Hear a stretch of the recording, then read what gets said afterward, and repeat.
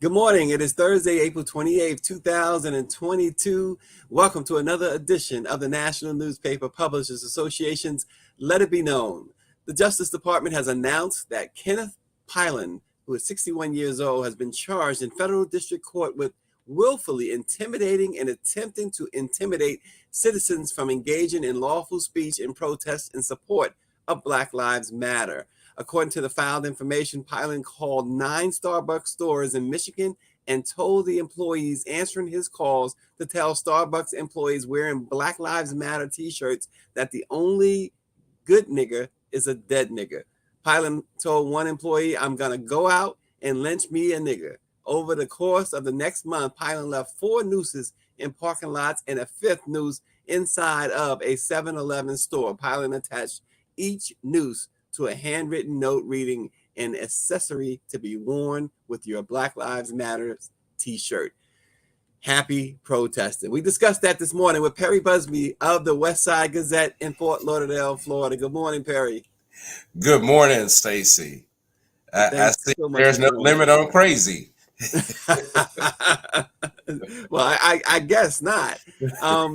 But the bigger issue, right, is that you have these infiltrators. I mean, in this case, he was calling the Starbucks at the time. Starbucks employees there in Detroit were wearing Black Lives Matter T-shirts. But the bigger picture, Perry, is that the protests have often led to such behavior as this guy here. They've also been infiltrated by individuals seeking to give the impression that demonstrators are violent. Does this arrest send any meaningful messages to perpetrators? Well, of course it does, and as Churchill says, the history that we don't know, we're doomed to repeat it. And this is nothing new. We saw this during the civil rights era, where the FBI would plant, uh, individuals in our protests. So, yes, I'm sure there's going to be copycatters, but this is nothing new, I believe the focus needs to be on how do we begin to identify these individuals and find the root cause of this. Yeah. Well, let's talk about that then. How do you identify them? Because they're everywhere. In fact, we've heard many reports since the protests in 2020 after George Floyd's murder that there were infiltrators. There were folks coming in there looking to start trouble among peaceful protesters. How do you identify them, Perry? Uh, well, and that was one of the Black Lives Matter came to the national forefront during the George Floyd protest, and I think what you know we saw was an opportunity by these infiltrators to somewhat find a loophole. But I do find something that's very interesting in the Pylon case, and that is that they filed uh, a writ of information, which means that they will bypass the grand jury uh, in hopes that he can provide them information. And so I guess the thing is, what is that information that should be that is so detrimental that they would seek to find some leniency in Mr. Pollin's case? Yeah, perhaps he was working with others. Are there others involved in this and things of that nature? Again, we see these protests that turn violent or threaten to turn violent because of outsiders. Look at the St. Louis couple who were championed as Right. heroes, right? When they were pointing their guns at Black Lives Matter protesters. And of course, there was Kyle Rittenhouse's shooting, which occurred during unrest in Wisconsin. So we see all these things. And of course, we can harken back to January 6th, right? And how violent that was. But we're not seeing, and I think this needs to be highlighted. We're not seeing actual Black Lives Matter individuals, that the demonstrators, they're not the ones that are causing any of this chaos. No, and again, it's we're caught up in this pop culture and this cancel culture, and this news information cycle that we live in, and so you hear Black Lives Matter uh, on one end, and especially on conservative news media, they're talking about Black Lives Matter as though it's some corrupt organization. And I know that there's also that other side that, they're talking about the finances. But in terms of Black Lives Matter, it is an organic organization. I think it's something, it's a group that we have to embrace as the Black community. They've been there, and this is our young people. They've been on the front line when others haven't. Well, it's interesting. Again, this Pilon is just one of many who have found Black Lives Matter protests as an opportunity to further racism, to further unrest, and to further divide this country. Yes, and when you open this by saying, "Will there be more perpetrators?" Of course, I think now we have to be more vigilant, uh, not just in terms of our mission, but just in terms of our surroundings. I think, when you look at the Kyle Rittenhouse and the couple in St. Louis, part of that is just, I think, some amazement on white America's part, in terms of the participation and support of white Americans during this George Floyd. Uh, Many of those protests had many young white kids. And so, again, we harken back to the 1950s, when Mr. Pilon is talking about niggers. The next year, you'll begin to hear about nigger lovers. Yeah, yeah. Well, yeah. I mean, we chuckle, but it's unfortunate, but true. And we continue to see this this attitude that's come about since Obama was in office, and it really was brought out in a large way when Trump took office, and we saw the situation in Charlotte, and we saw Charlottesville, Right. and other places in which it just seemed, and Trump, of course, he kind of he praised on those folks down in Charlottesville, which was really many found to be so distasteful and outrageous. Yeah, exactly. And it's this alpha male mentality that seems to reign supreme. Uh, it looks as though, the GOP has lost any hopes of having any sort of political platform in which to embrace. It is real clear that they are looking for, even if they don't want to acknowledge white supremacists, they are welcome within their ranks. Well, again, these are stories we continue to follow here at the Black Press. Also, this morning, one of the country's military academies is under fire from conservative former students who are trying to derail a push for diversity from the school's new leader. Virginia Military Institute announced the appointment of retired Army Major Cedric T on April 25th. Of last year. Wins named diversity and inclusion as one of his 5 areas of focus for the university. He says the VMI must ensure that every cadet, regardless of race, gender, religion, or nationality, feels a part of the VMI legacy. This is something that's gotten under the skin of those alumni. Some say that they totally disagree. There are reports that say that older white alumni are upset with Wins, who is Black. VMI in late February hired a company to provide diversity, equity, and inclusion training at the university. And look, this one alumni, Carmen Villani, who is a white 1976 graduate, he started an online petition, Perry, asking the state's attorney general to stop the contract pending an investigation by the state. He wants the state to determine whether VMI teaches critical race theory. This is so what's next? This situation, again, they're trying to change things there. They're trying to, at VMI, they recognize the sins of the past, and they're looking to the future, right? They're trying to change. and you have these students, the alumni, I should say, who are totally against this change. Well, for one, it sounds as if Mr. Villani is at best, a C history student, because if he's asking if CRT is in our curriculum, you can't get past history without Black history, and so it's always amazing to hear this argument about teaching critical race theory. Well, you said, as you said, you can't accurately teach American history if Black history is a race. I mean, it's just it can't be done. But this push, Perry, you mentioned earlier about the Republicans seeking a platform. This seems to be their platform, at least one of the issues that they want to use during the election, the midterms, and then later, of course, the presidential election. This whole idea of critical race theory. Oh, no doubt, Stacy.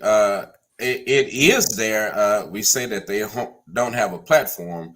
Let's be clear: Republicans do have a strategy, and this is very much a part of the strategy. Is to keep these culture wars at the forefront, and what it's going to take is Democrats to understand that this is the fight, and that you can't say, "Oh, that's silly. Let's move on to a better subject." Yes, it is kitchen table issues that are affecting people, but not at the detriment of them not being brought into this culture war. And so Democrats do have to face it, and do have to have an intelligent argument to counter it as well. Well, who's doing that for the Democrats? Have you seen it? Um, what recently we had the state representative. I think we've seen it in some cases in state houses, but not on a national level, and not in every state. I know here in Florida, where we are facing we're at the tip of the spear on this culture war here with DeSantis, and we've yet to see anyone grab any of that oxygen away from him on these issues. Well, yeah, and that's the point, right? No, who is right? Who needs to? Okay, so you said some in state houses, but certainly no one nationally. Who needs to take that lead? The Jim Clyburns are, no disrespect, but he's older now, right? Who needs to take that lead? Uh, that's a good question. Good morning, Dr. Davis. Good morning. I think we have an expert who can begin to lead us in the right direction on that. So I will quickly defer and let Dr. Chambers handle that one. Well, it's always a privilege to have the president and CEO of the National Newspaper Publishers Association with us, Dr. Benjamin Chavis. Dr. Chavis, we were discussing this idea of the Republican strategy around so-called critical race theory. And Perry was saying how in state houses, folks are there are some who are stepping up, but on a national scene, we're not really seeing anybody really step up on the Democratic side. Who needs to take that lead, Doc? Well, I don't think it's any one person. I think, or any one politician or one leader, one elected official. I think this is something that the whole of our community needs to stand up on. We're talking about the education of our children, the education of all children. And we don't need in 2022 to be spreading ignorance, to be institutionalizing ignorance. Either you teach the truth or you teach that which is not true. And we should always be on the side of teaching the truth about history, teaching the truth about racism, teaching the truth about racial hatred. Studies have shown that young people are less prejudiced than their parents or grandparents. However, no one is born a racist. You become a racist because of the socialization. You become a racist because of the miseducation. And this whole thing about critical race theory, that's a far right wing strategy to not only divert our attention, but to undermine the justifiable review of history from the perspective of truth and not from the perspective of innuendo, myth, stereotypes. And of course, this is, keep in mind, I'm just going to point out that apartheid in South Africa didn't start in South Africa, it started in America. The people who framed the racist apartheid regime in South Africa um, got its tenets, got its principles from the white supremacy in the United States. And so it's a national problem. It's also a global problem. But to answer your question, Stacey, I think that the entire Congressional Black Caucus, not just one member, I think that the Justice Department, United States Justice Department, has to speak out because to me, and the U.S. Department of Education, because this is discriminatory. This is part of systemic racism. And when they start talking about banning books written by Maya Angelou, banning books written by some of our greatest writers, it's not just against those particular writers. It's against the race. It's against our heritage, it's against our culture, it's against our legacy, our history. And Well, at a time we should be raising up a new generation of freedom fighters, a new generation of freedom of civil rights advocates. We shouldn't allow the forces of repression. The same people that are trying to suppress the vote are the same people that are trying to suppress education. They're all connected. Well, we certainly, whenever we do see the autobiography of Dr. Benjamin Chavis, you can rest assured that that's going to be on that list too, Dr. Chavis.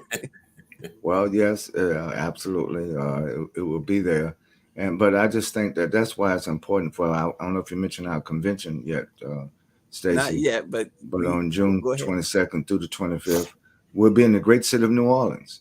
And one of the things we're going to be discussing as we celebrate the 195th year of the Black Press of America, all of our publishers are doing great work in cities across the United States.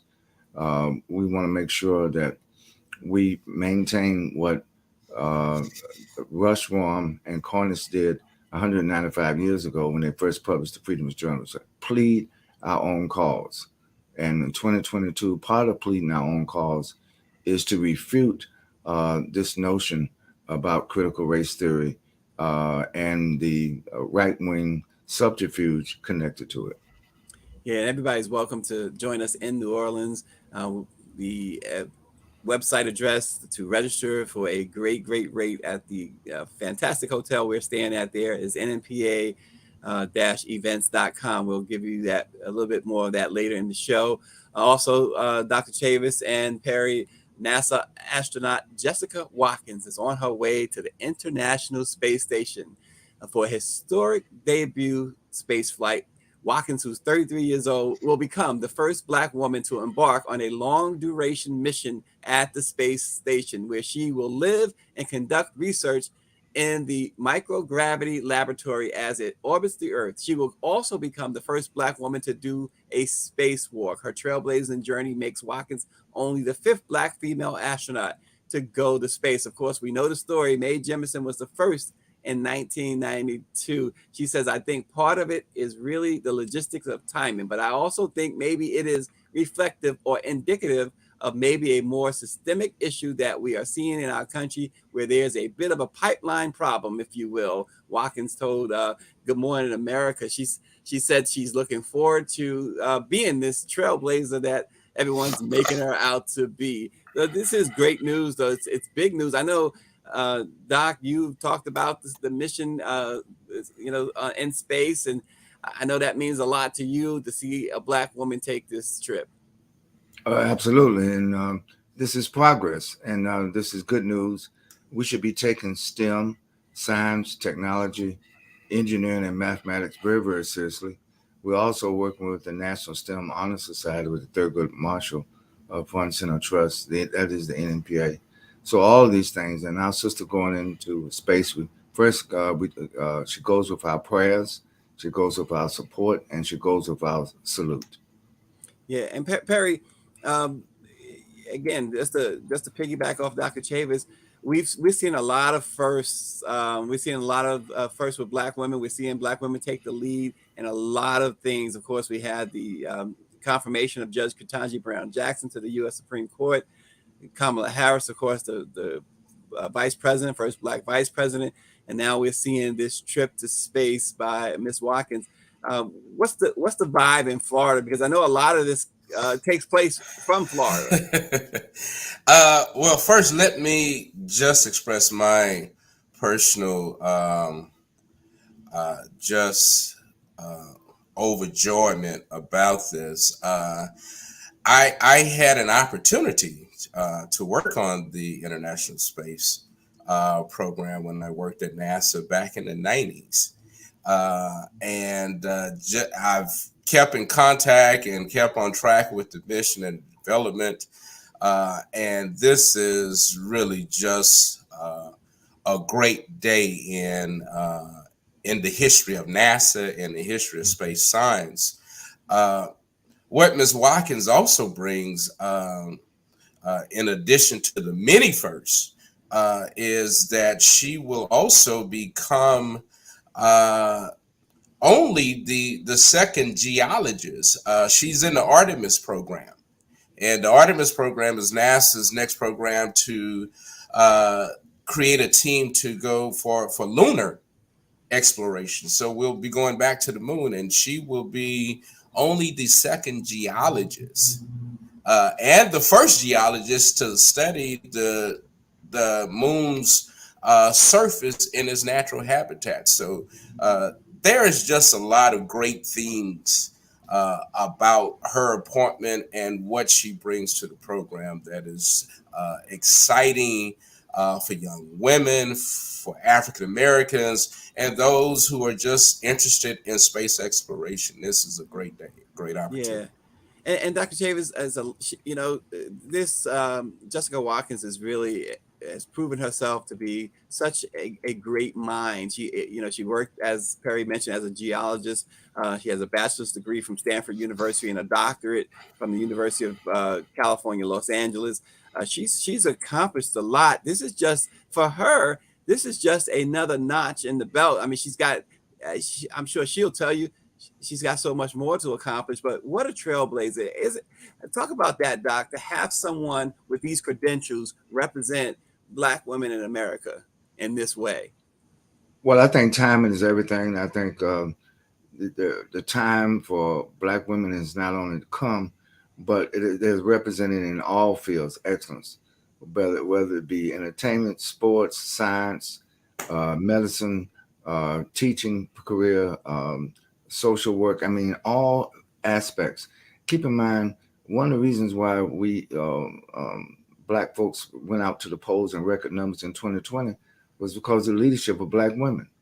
Tasha Brown and all those, Black voters matter. And now 2022, I just want to say that we need to vote this year. It's so important because what Jessica Watkins represents is the best of the best. And I know that all of our young sisters and brothers who are watching this, who are in elementary school, pre-K through 12, who are in high school, and certainly in college, are inspired to get into science. Being a geologist has so many opportunities. I'm glad Perry mentioned that she's not only got the academic backing, but in the fields of study. We need a cross-section in all of the major sciences, applied sciences as well as pure sciences. And I just think that this is great news. And I, again, wish a safe voyage, safe travels, as we say in the Black community. And we know it's going to have a great impact. She has a great career ahead of her. And she's opening the doors for the next generation of Black scientists. Yeah, Dr. Chavis, also, I'm going to stay with you for a moment there. She has talked about, Jessica Watkins has talked about, what it means to Black women. The other day, you and I, particularly yourself, had a chance to talk with your longtime friend, Felicia Butterfield, and also Erica Lowe, the director of African American Media at the White House. And it seems that the recurring theme, even Judge Ketanji Brown Jackson, the recurring theme is wanting to set the example and show other young Black girls that they too can accomplish.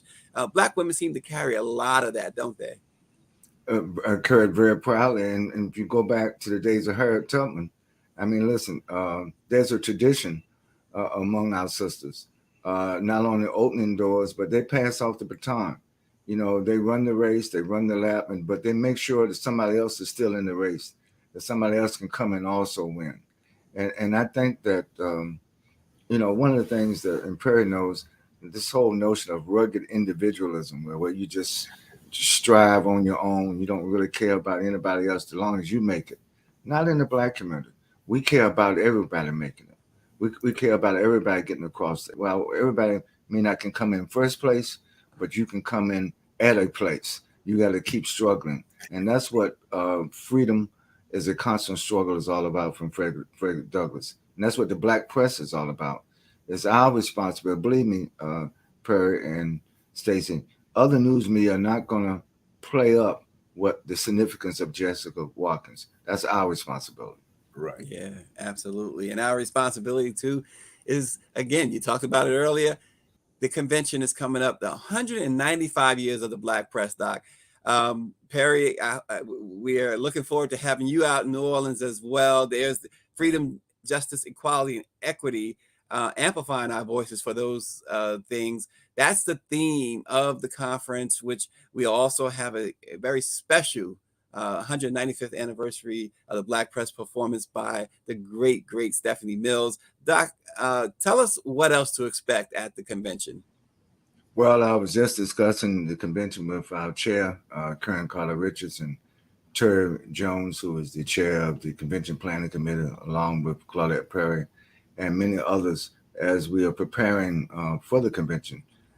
First of all, New Orleans is a great city. New Orleans has a Black woman mayor, and you know, who has welcomed us to the city of New Orleans, along with the Convention Bureau. We'll be at the Hilton, you know, Riverside, which is right there on the Mississippi River in south part of New Orleans.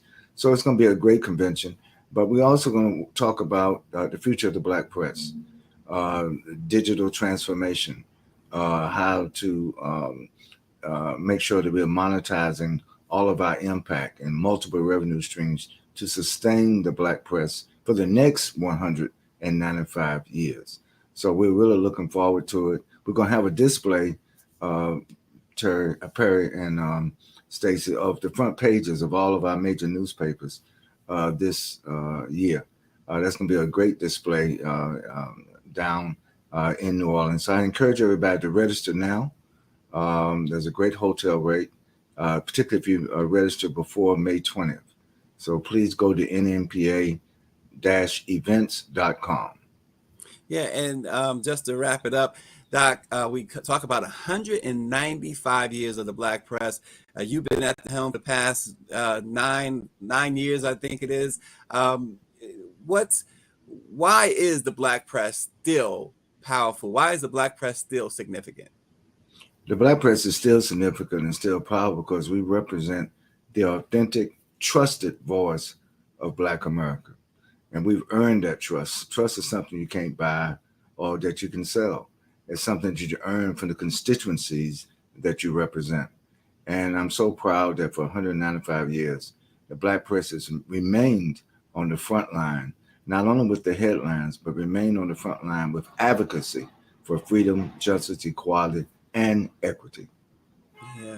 And of course, I like to say on June 3rd, this show, Let It Be Known, will be celebrating its 350th show. So join us, stay with us. We're going to have a lot of great things coming for you from the Black Press of America, from the National Newspaper Publishers Association, the trade association that represents the Black press, which has been around, the NNP has been around 82 years now.